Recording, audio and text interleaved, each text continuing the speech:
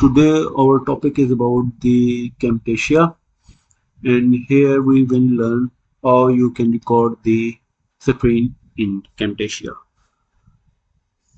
For this purpose, have you seen here the option of record? We can select the record option to record our screen. I select here record, and this is the main menu of record. This is my mic. This is the system audio where I select. This is called the system audio, and this is the webcam, and this is the computer screen you have shown. So for record the screen, only screen, we can select here record option.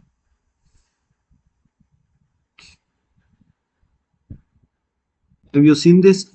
The screen recording it starts. In this way you can record your screen and perform any task on Camtasia. Thanks for watching this video.